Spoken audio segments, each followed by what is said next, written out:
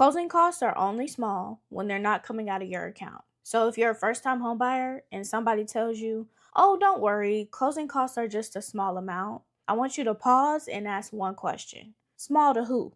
Because $3,000 might be manageable for one buyer, but for another buyer, that could be the difference between closing comfortably and completely draining their savings account. For those of you who don't know, my name is Kay, giving you the real keys to homeownership so that your first buy does not become your first regret. Let's get into it. Let's talk about the part that nobody explains enough: closing costs. A lot of buyers hear zero down payment and think that means that they don't need any money at all to buy a house. But closing costs are completely separate from your down payment. Mhm. Closing costs can include things like your appraisal, your inspection, your lender fees, your title fees, attorney fees if you close with an attorney, prepaid property taxes, homeowners insurance, HOA fees if you buy a home in an HOA subdivision, and even setting up your escrow account. There can also be recording fees, credit report fees, survey fees, and prepaid interest depending on the loan and the closing date. Now, every transaction is different. So your exact amount can vary on the house, your loan type, and negotiation. And the good news is your realtor that you hire can negotiate some seller concessions.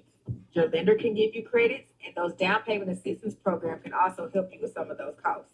That's why I always tell people, do not assume that you cannot buy before you actually talk to a realtor or a lender. Now, I love what she said here, and this is a really good starting point because your real estate agent should be making sure that you, as a buyer, know that closing costs do exist. They are not the ones that are going to give you that exact final number that you need to bring to closing.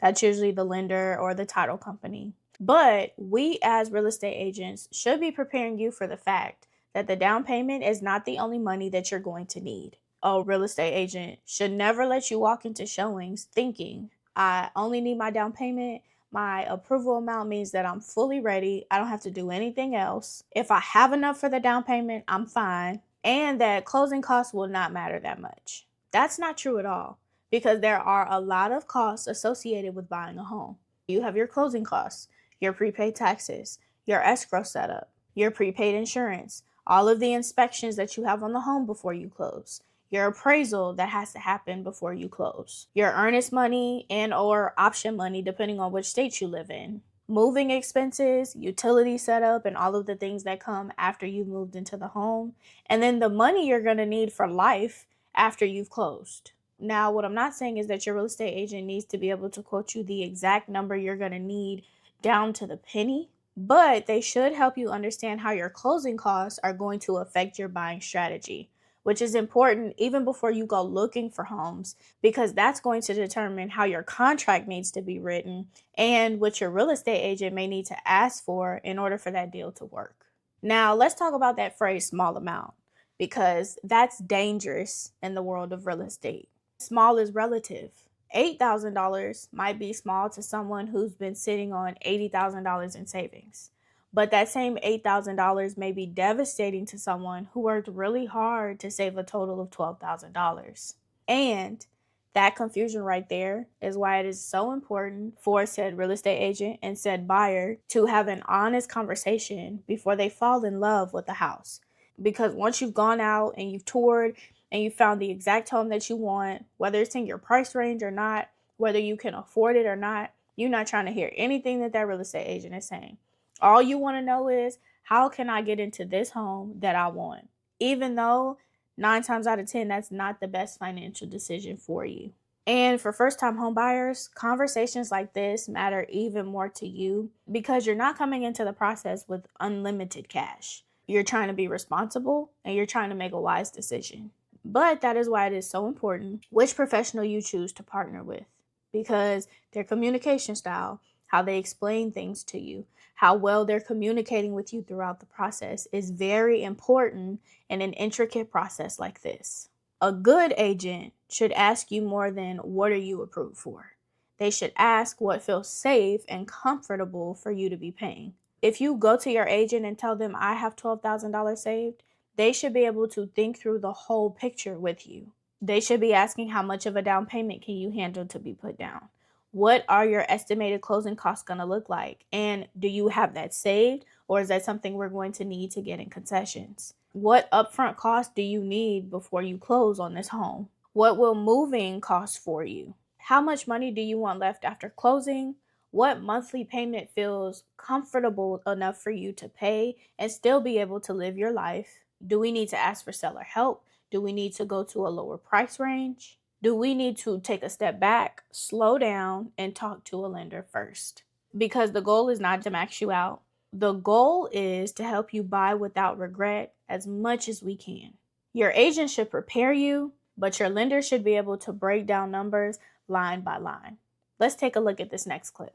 Hey friend, please don't buy a house without understanding closing costs, how they work, and why you're paying them. Too many people think that closing costs are just extra fees that your lender charges you to make more money. But that is not the case. So let's break them down. First, you got your lender fees. This is what your lender is actually going to charge you to get the transaction done. Now, the biggest cost in this category is typically points that you'll buy to lower your interest rate. But you might also see an underwriting fee here, some type of transaction fee, or maybe some origination fees. You got your title fees. These are all the fees involved with the title company. If you don't know what the title company is, it's typically the third party that sits in between the buyer and the seller. They collect all the money from all the sources, and on closing day, they distribute everything to where it's supposed to go.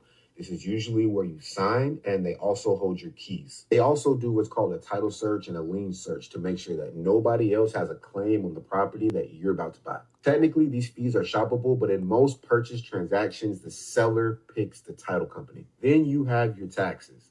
We live in America. Uncle Sam is going to get his cut no matter what. Then you got your escrow fees. If you don't know what escrow is, it's like a forced savings account. You pay into it a little bit every month. Then when your taxes and insurance come due every year, your lender pays them on your behalf. And at closing, you're going to pay some of that first year of escrow up front to get the account set up and make sure it's funded, because you never want your escrow account to run out of money. A lot of people get confused because their lender doesn't properly explain this. So when you get an estimate and you see all these extra fees on top of your down payment, you're left wondering, what the hell is all this stuff? Yeah. Some of these fees can be negotiated and or waived, but a lot of them you're going to be stuck paying no matter what. That's why it's best to know what they are ahead of time so you can anticipate and prepare for it. And if there's anything you're confused about, please don't be afraid to ask questions about them. Your lender should be able to break down every single line item on your closing costs for you. And if they can't, find a new lender. I just love his videos, and I love what he said, because as buyers, this is exactly why you need to ask questions. Closing costs are not just one random fee. They're a bundle of different expenses throughout the whole process. Some fees are connected to the lender, which of course are called lender fees. That's either discount points that he mentioned that are used to buy down your interest rate to a certain point. And then you have underwriting fee, processing fee, and origination fees. Some fees are connected to the title company. Those are your title fees: title search, title exam, e-recording fee, lender's title insurance policy. All of those things are needed so that title can do their job and make sure that they're transferring clear title to you. That way, when that home gets into your possession, it shouldn't be any issues. No one else should have a claim to that property to prevent that from happening for you. Some fees are tied to taxes and insurance, which is your homeowner's insurance and your prepaid taxes. Other fees are connected to your escrow setup, which is important so that you have enough money in there at the end of the year for your servicer, lender, whoever, to pay that insurance and taxes on your behalf so that there is not a shortage. You may also see things like survey fees, HOA fees, you'll have credit report fees, tax transcript fees, all of these fees that are needed in order for them to either qualify you for the loan or to work on your behalf to ensure that the loan is being done in your favor and that the property is being transferred to you clearly. So if someone says to you, oh, those are just closing costs, and then moves on, but that doesn't sit right in your spirit, well, yeah, that's not enough of an explanation, especially if it's coming from a lender, because they should be able to break down word for word, line by line, exactly what each fee is for and what it's coming from. You need to understand what is inside those numbers that they're giving you. Now, because of the internet and social media and bad experiences that people have had with professionals in the business, it can get kind of confusing as to who needs to explain what when you're in a real estate transaction. Okay, so here's a breakdown. Your lender should explain your loan estimate, your estimated cash to close, your monthly payment, your interest rate, all of the lender fees, the prepaids, the escrow setup, your closing disclosure, which usually gives you a breakdown of all of the things that I'm stating, and how the numbers can change before we get to closing. When it comes to the title company, they should be able to explain their title fees, their settlement fees, their recording fees, their final settlement statement, which is just like a closing disclosure. It gives all of the final numbers that you're going to need before you make it to the closing table. And also title insurance. I want to stop and hit on this point real fast because you have lender's title insurance and you have homeowner's title insurance. Okay, now homeowner's title insurance is often optional. I highly recommend that as a buyer you get that, because if anything goes wrong with the title to where they may have to come back to you 5, 8, 10 years down the line, that title insurance is what's covering you. It's maybe $100 to $500 depending on what your loan amount and purchase price are, but it is well worth it in the long run for a peace of mind. And your title company should be able to explain that more to you. Now, your real estate agent should be able to explain how your closing costs are going to affect your offer, whether seller concessions may help, whether the home fits into your full budget, how much cash you need to compete in whatever market you're in, when to slow down before writing and submitting an offer, and what questions you need to ask the lender before moving forward to submitting an offer on a house or just continuing on in your search for looking for a home. As an agent, we do not know the exact final cash to close number that you're going to have to bring to the closing table, but they should care whether you understand the full financial picture of what's going on and what you're about to sign yourself up to get into before you make an offer. I know a lot of basic home buying content definitely makes it seem like the only number or thing you may need to be worried about is your down payment. But real buyer preparation should include discussion about closing costs, your moving money, and then what your post-closing cushion is going to look like. Some buyers get in the process and they do realize that they can buy with less cash than they thought, but they still need a plan. I'm not saying this to make you feel like you need $50,000 sitting in the bank before you can buy. That's not the point. The point is you need to understand your real numbers. So before you start seriously touring homes, I want you to understand these following numbers. Your true monthly comfort payment, not just what the lender says you qualify for. You need to understand your estimated cash to close. Ask your lender, say, based on this price range, what is an estimated amount that I will need for closing costs, down payment, my prepaids, and my escrow? They may not be able to give you a final number right then and there, but they can give you a pretty good ballpark of what you need to be expecting. Also, your money after closing.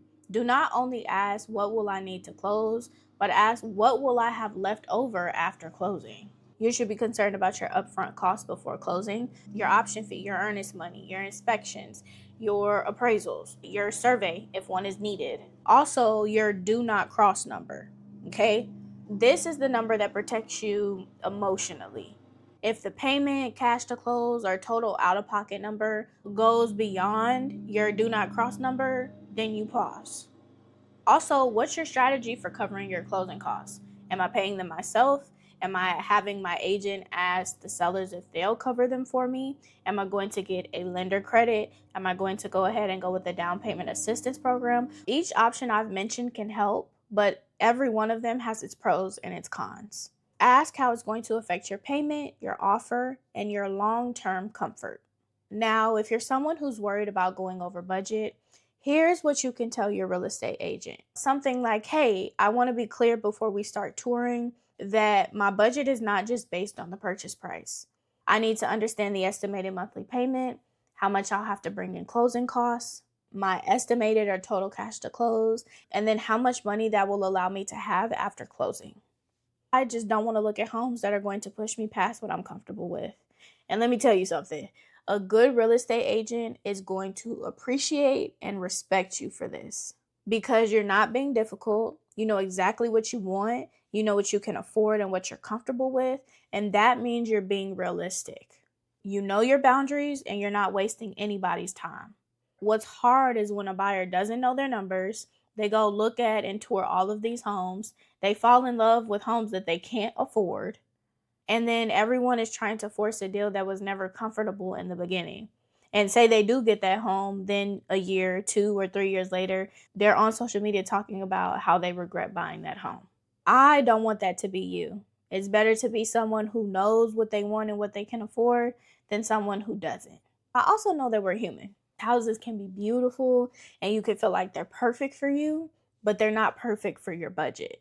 A nice kitchen does not erase an uncomfortable payment. A big backyard does not erase you draining your savings. A pretty house does not fix financial stress. If the numbers make you nervous, slow down.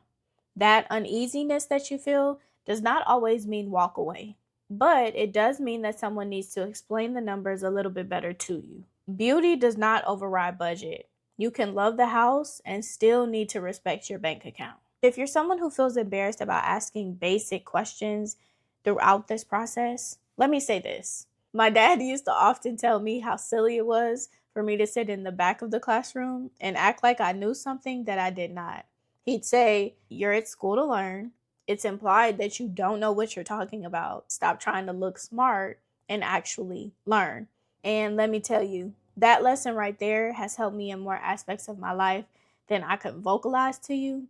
But I say that because I feel the same way about first-time homebuyers. You're not supposed to know everything. That is why you're asking questions. Buying confused is more dangerous than asking questions. What I want you to remember is this. Closing costs are only small based on the buyer's actual situation. Small depends on your income, on your savings, on your responsibilities, and on if you'll still have money left after closing. And if the house is beautiful, but it makes you nervous, listen to that feeling. Because uneasiness does not always mean you need to walk away, but it does mean that someone needs to stop, slow down, and explain to you some numbers or some things that you do not understand clearly. The goal is not just to get you in the house. The goal is to help you buy in a way that does not turn your first home into your first regret. So, if you are 6 to 12 months out from buying a home and you really just want to understand your numbers and what your financial position is, that is exactly what a consultation is for. I am a licensed real estate agent in the state of Texas. My check number is 768070, and the link for that description is below. We can look at your budget, your numbers, what your goals are, and create a plan just for you that can help you become a successful homeowner. If you're not ready for that just yet, but you're still interested in becoming a homeowner, I have a free giveaway link below that gets you some of the basics that you need to learn and be aware of before you start on your own home buying journey. Be sure to continue watching the channel, especially this video and this playlist, to ensure you're really prepared for when it's your time to buy, because we don't want that first home to turn into your first regret. Remember, when you know better, you definitely buy smarter. Until next time, see you in the next one.